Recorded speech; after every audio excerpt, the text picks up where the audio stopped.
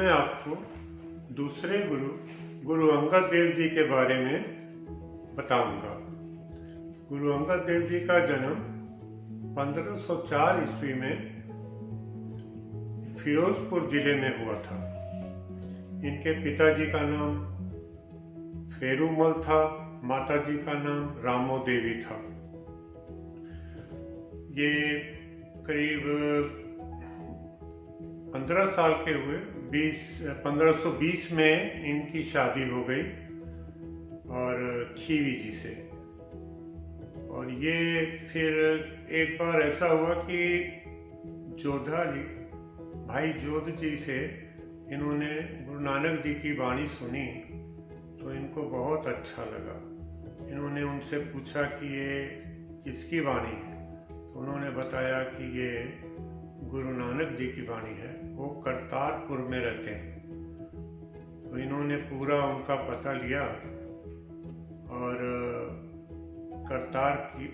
करतारपुर की ओर घोड़े पे चल पड़े। और वाणी उनके मन में बस गई कि जो वाणी इन्होंने गुरु नानक जी ने लिखी है और जोध जी से सुनी है, वो था जित कीता पाइये अपना सा ताल बुरी क्यों तालिए। तो ये चल पड़े और पूछते पूछते करतारपुर पहुंच गए।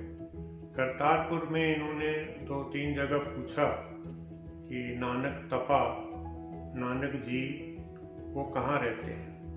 तो एक साधारण से किसान जा रहे थे, उनसे उन्होंने जब पूछा तो उन्होंने कहा कि हाँ, मैं आपको ले चलता हूँ।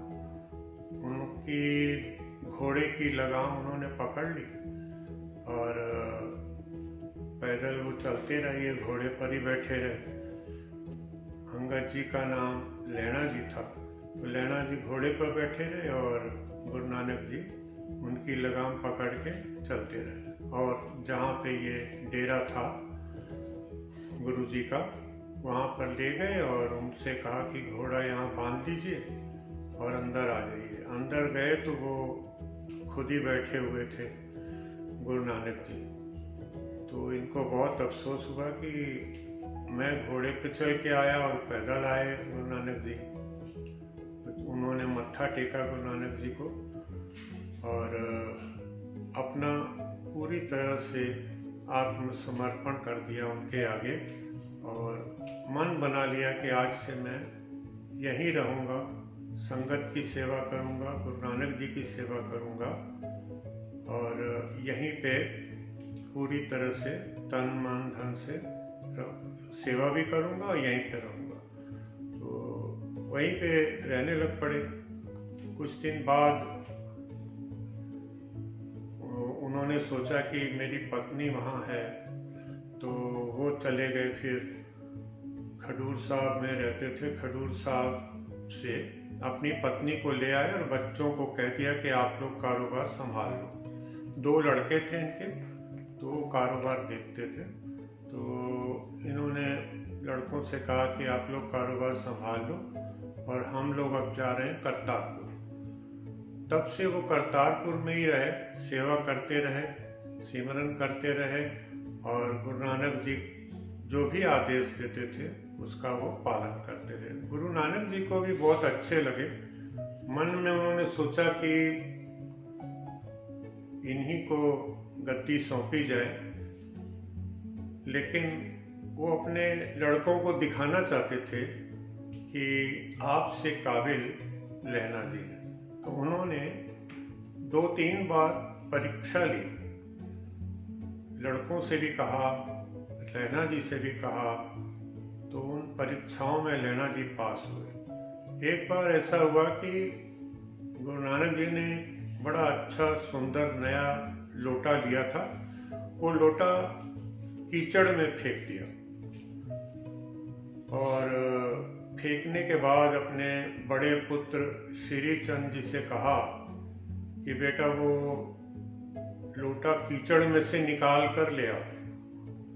तो श्री चंद जी कहने लगे कि पिताजी, इतने सेवादार हैं यहाँ पे, आप किसी से कह दीजिए, वो निकाल लाएंगे, मेरे कपड़े गंदे हो जाएंगे। तो आपके पास लोटों की क्या कमी है? ये नहीं निकालना है तो और नया लोटा ले लीजिए। तो फिर गुरुजी ने कहा नहीं। फिर अपने छोटे पुत्र से लक्ष्मीदास से कहा कि बेटा, कीचड़ में जो लोटा गिर गया उसको निकाल लाओ। उसने भी कहा कि पिताजी, आपने निकलवाना ही था तो फेंका क्यों? और मैं तो नहीं जाऊंगा कीचड़ में। उसने भी मना कर दिया। फिर सामने ही खड़े थे लैना जी। तो गुरुजी ने कहा कि लैना जी, ये लोटा गिर गया है मुझसे, ये निकाल दीजिए। तो लैना जी उसी समय कूद गए कीचड़ में और लोटा निकाल कर ले आए, साफ करके गुरुजी को दे दिया। गुरुजी ने गले से लगा लिया। कपड़े गंदे हो गए थे उनके, लैना जी के सारे कीचड़ लग गए थे, गुरु नानक जी को भी कीचड़ लग गया, लेकिन उन्होंने गले से लगा लिया और कहा कि ये सारी मानवता का कीचड़ साफ करेंगे। फिर थोड़े दिन बाद उन्होंने फिर परीक्षा ली। उन्होंने एक सेवादार के कहने पर, सेवादार ने कहा कि आज संगत बहुत ज्यादा आ गई है तो लंगर कम पड़ जाएगा। ऐसा होता तो नहीं है, पर आज लंगर कम पड़ जाएगा। तो गुरुजी ने कहा कि ठीक है, ऐसा करो, एक चादर ले आओ, पेड़ के नीचे बिछा लो। और अपने बड़े पुत्र बाबा श्री चंद जी से कहा कि आप पेड़ पर चढ़ जाइए, पेड़ को खूब जोर जोर से हिलाइए, मिठाई गिरेंगी, मिठाई को बांट देंगे संगत में। जो लोग लंगर खा चुके हैं वो तो ठीक है, जो नहीं अभी खाए हैं उनको मिठाई दे दी जाएगी। तो बाबा श्री चंद जी ने कहा कि पिताजी, ऐसा कैसे हो सकता है? आप हमारा मजाक उड़वाएंगे, लोग कहेंगे कि देखो ये पेड़ पे चढ़ के हिला रहा है, पेड़ से भी कभी मिठाई गिरती है, तो मैं तो नहीं चढ़ूंगा। फिर बाबा लक्ष्मीदास जी से कहा कि आप पेड़ पर चढ़िए और पेड़ को हिलाइए, तो मिठाई गिरेगी तो वो संगत में बांटनी है। उन्होंने भी मना कर दिया। उन्होंने कहा कि नहीं, ये कभी हो सकता है कि पेड़ से मिठाई गिरे, मैं तो नहीं चढ़ूंगा। उन्होंने भी मना कर दिया। फिर लैना जी खड़े थे।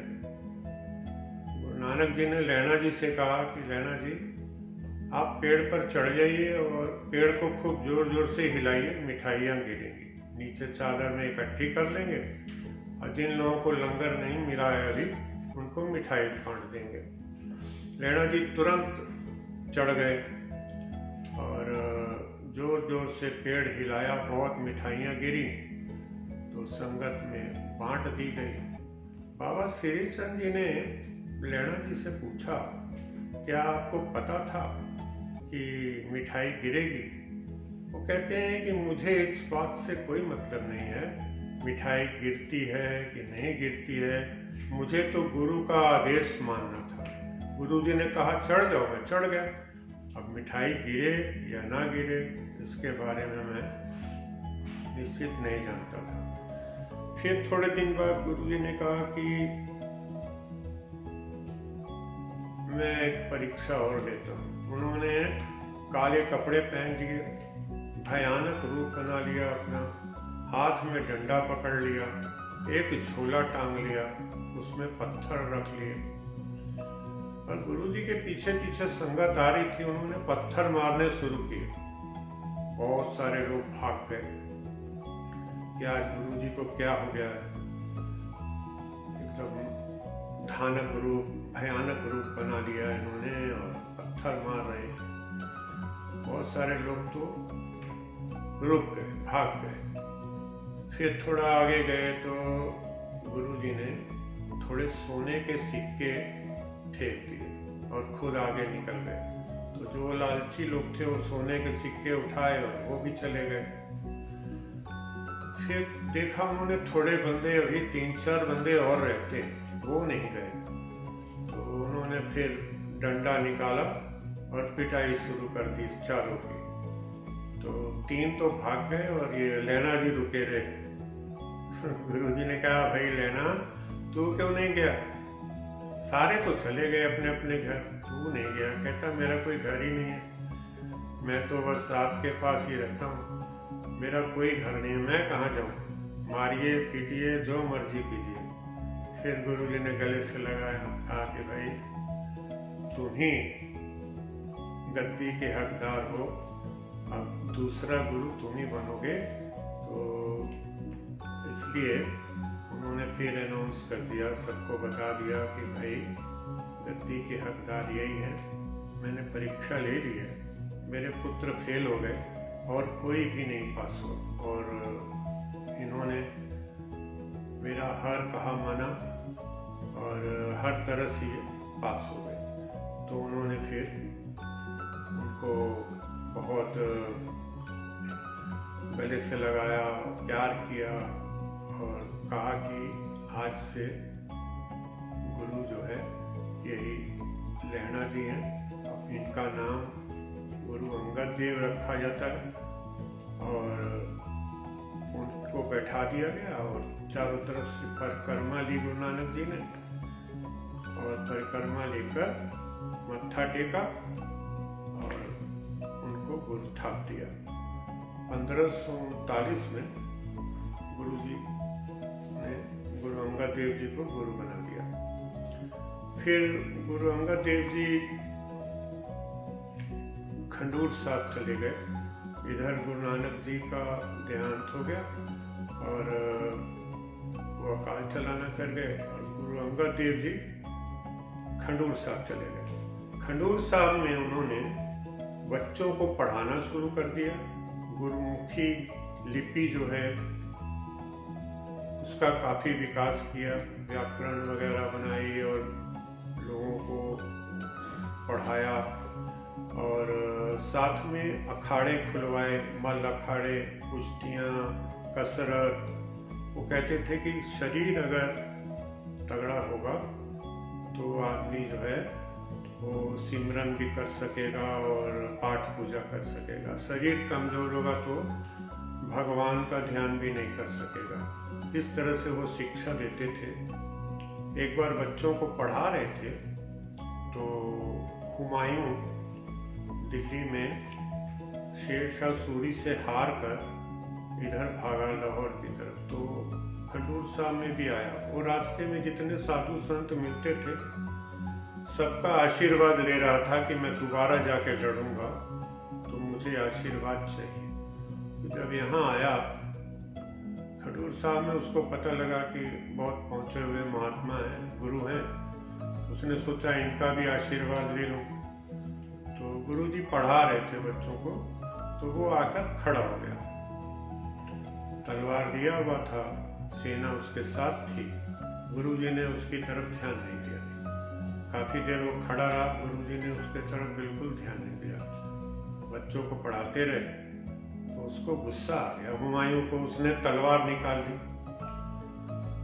तलवार निकाल दी तो गुरुजी कहते हैं कि जहां पे तुमको तलवार निकालनी चाहिए थी शेरशाह सूरी के सामने, वहां तो तुमने तलवार निकाली नहीं, और यहाँ पे तुम साधु संतों को और बच्चों के सामने तलवार निकाल रहे हो। बड़ा शर्मिंदा हुआ। उसने फिर माफी मांगी। उसको समझ में नहीं आया कि अभी तो मैं आया और इतनी जल्दी इनको सारा कुछ पता लग गया। फिर उसने काफी हाथ जोड़े, माफी मांगी कि मेरे से गलती हो गई। इस प्रकार गुरुजी प्रचार करते रहे और लंगर की प्रथा भी शुरू की उन्होंने। माता खीवी जी जो उनकी पत्नी थी, वो लंगर में पूरा साथ देती थी और उनके बारे में बहुत मशहूर था कि खीर बनाती हैं देसी घी डालकर। तो इस तरह से अच्छे प्रेम से लंगर बना के, लंगर इसलिए शुरू किया गया कि सारी जातियों के लोग, सारे धर्मों के लोग एक साथ एक पंगत में बैठ के लंगर छकते हैं। लंगर बनाते भी हैं, लंगर छकते भी हैं। तो ये प्रथा इसलिए शुरू की गई एक तो ठीक है गरीबों को भोजन मिलेगा, साथ में उनका ये भी प्रयोजन था कि सारे धर्मों के लोग, सारी जातियों के लोग मिलकर लंगर बनाएं और मिलकर लंगर छकें।